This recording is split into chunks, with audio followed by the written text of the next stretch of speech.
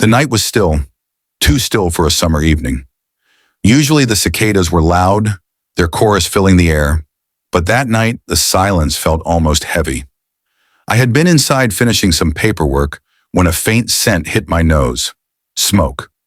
At first I thought maybe one of the neighbors was grilling late, maybe burning charcoal or smoking brisket. But this smell was different. Sharp, chemical, acrid. I pushed back from the table, my chair scraping across the floor, and stepped out the back door. The moment I inhaled again, my gut clenched. This wasn't barbecue. This was fire, and it wasn't far. My eyes swept the yard until they locked on the western fence line. Bright orange flickers danced just above the wooden boards. For a second, I froze, caught between disbelief and fear, but then a loud crack split the air. The boards popped, bursting into flame as if soaked in oil. My stomach dropped. Someone had set this. I bolted barefoot across the grass, the cool blades a sharp contrast to the hot air already rolling off the blaze. My heart pounded in my ears. The fence was going up fast and the shed just 10 feet behind it, filled with tools, equipment, and old family keepsakes, was about to be swallowed whole. And then I saw her. Claire was already there, moving with a speed and calm that stopped me mid-stride. She had the garden hose stretched tight in her hands, spraying a steady stream onto the flames. The hiss of water on fire filled the air. Smoke curled upward, choking and black, making my eyes sting. But she didn't flinch. She didn't cough. Her stance was solid, her grip sure, like the fire itself was just another opponent to face down. She turned briefly, her eyes locking on mine, sharp and focused. "Get the neighbors back," she barked. Her tone carried authority, clipped and commanding, the kind of voice that didn't ask, it ordered. I obeyed without hesitation. That was Claire. To the world, she was my wife. Quiet, composed, kind to everyone she met. But I knew the truth. She was the first woman to wear the Navy SEAL trident, the first to break through barriers, to endure what most men couldn't. She had seen war zones, faced down enemies with nothing but grit and training. And that night, in the glow of our burning fence, I saw that same steel. But while Claire fought the flames, my eyes shifted, scanning the street. That's when I saw them. Karen, the HOA president, stood a good 20 yards away at the edge of our lawn. Even in the flickering firelight, I could see the smug twist of her lips. Her arms were crossed over her chest, clipboard tucked tightly under one elbow like a prized possession. And behind her, two men loomed, big, broad-shouldered, wearing black polo shirts with HOA enforcement stitched across the chest. Their hands weren't empty. Each held a red plastic gas can, faint fumes wafting up into the air. Rage shot through me, hot and bitter. They did this. They set fire to our property like it was some sort of punishment. Karen tilted her chin, voice carrying over the crackle of the fire. "Maybe now you'll learn to follow the rules," she sneered. Her words slithered into my ears, vile and arrogant. My fist clenched so hard my knuckles ached. I wanted to charge across the lawn, to rip that smug look right off her face. But Claire's voice cut through me again, steady, precise. "Not now. Keep people safe. Let me handle this." It was hard to swallow my fury, but I trusted her. Always. Neighbors were already pouring out of their homes, drawn by the flames and smoke. Some clutched their phones, recording. Others gasped and whispered, unsure what to do. Fear rippled through the crowd, but none dared to approach. The fire danced too close, too wild. Karen smirked at them, waving one manicured hand dismissively. "Don't worry, folks. Just HOA business. Teaching a little lesson." The audacity of it made my blood boil. She was so confident, so sure of her power over this neighborhood, that she didn't even bother hiding it.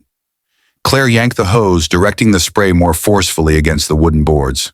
Her arms flexed, veins standing out as she shifted her weight, every muscle trained and deliberate. She wasn't just dousing a fire, she was buying us time. I shouted at the neighbors, my voice raw. "Back up! Get everyone clear! This isn't safe!" Slowly, people began retreating, though their eyes stayed glued to the unfolding drama. The enforcers, those two thugs with gas cans, shifted on their feet, exchanging nervous glances. One of them muttered something to Karen, but she waved him off like an annoying child. "Don't you dare stop now," she snapped at them. "You think I care about their little shed? Burn it all. They'll finally respect the HOA when we're done." The casual cruelty of it struck me like a punch to the chest. She wasn't just targeting us. She was sending a message to the entire neighborhood. Cross me and this is what happens. But she had no idea who she was up against. Claire straightened, eyes narrowing at the trio on the curb. Smoke curled around her, firelight painting her silhouette in gold and crimson. To anyone else, she looked like a furious woman with a garden hose. But I knew better. She was a warrior, a soldier, forged in fire long before this night. Her voice rang out, low and commanding. "Drop the gas cans!" The enforcers hesitated, caught off guard by the sheer authority in her tone. For a moment, it looked like they might listen. But Karen barked back.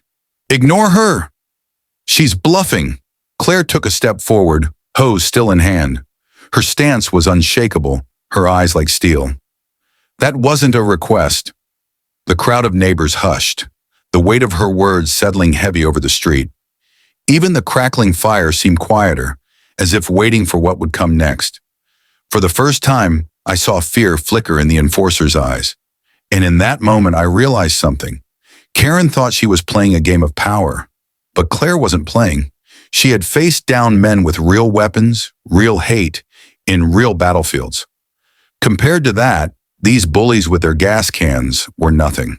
The fire still roared, our fence collapsing in charred pieces, but I wasn't afraid anymore, because my wife was here, and Karen had just lit a fuse she couldn't control. The fire department arrived in time to contain most of the blaze, but the damage was done.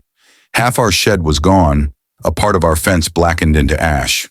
Karen strutted over with her clipboard as if she were untouchable, spouting HOA regulations about unsightly debris and negligence. My jaw tightened, but Claire's hand on my arm kept me grounded. She stared at Karen with a stillness that made even the so-called enforcers shuffle. "Do you know what arson carries as a sentence?" Claire asked evenly. Karen rolled her eyes, but her voice cracked just slightly. "Don't play cop with me. This is HOA business." That was her mistake. Claire stepped closer, her presence suddenly towering, though she was barely 5'8". Her movements were sharp, deliberate, controlled like a soldier. She didn't raise her voice, but every word cut like steel. "I've operated in more dangerous places than you can imagine. I've dealt with men who thought fear could control others, and I put them down. You think your little gas can thugs scare me? They're children playing dress up." The crowd of neighbors who had been murmuring in confusion went silent. Phones were out, recording every second. The two enforcers shifted uncomfortably, the reality of being exposed settling in. Karen's smug look faltered, panic flickering in her eyes. Claire turned toward the nearest neighbor holding a phone. "Send that footage to the fire marshal. Now! These people committed a federal crime tonight." She pointed at the enforcers. "You, don't move, hands where I can see them." The authority in her voice wasn't just confidence, it was command presence, drilled into her from years of leading soldiers. And the enforcers obeyed without question. I watched in awe. My wife wasn't just standing up to Karen, she was dismantling her power in front of the entire community. And for the first time, I saw Karen realize she was cornered. The police cars rolled up with sirens off, lights flashing against the smoldering ruins of our shed. Officers spilled out, taking statements, pulling Karen and her enforcers aside. I thought Karen might try to sweet-talk her way out, but instead she ranted, shouting about how the HOA had authority, how this was all within their jurisdiction. The officers didn't even bother hiding their disbelief. Claire pulled out a laminated card from her wallet and handed it to the lead officer. "Special Operations, Navy. Retired. You'll find federal code on the back. This is attempted arson and harassment. These people are under citizen's arrest until you take them into custody." The officer read the card, glanced at Claire, and nodded. "Yes, ma'am." That was it. No hesitation, no argument. Within minutes, Karen was in cuffs, screaming about how this was unfair, how she owned the neighborhood, her shrill voice carrying across the night. The enforcers tried to protest, but with the video evidence, the gas cans, and half the neighborhood ready to testify, they were done for. As Karen was shoved into the back of a squad car, Claire finally let out a slow breath. I wrapped my arm around her shoulders, pulling her close. The fire still smoldered, but it didn't matter. Our home was still standing. Our community had seen the truth. The neighbors who had once been too afraid to speak now crowded around us, thanking Claire, some even apologizing for not stepping in sooner. Claire just smiled softly and shook her head. You don't need to fight every battle. You just need to fight the right one.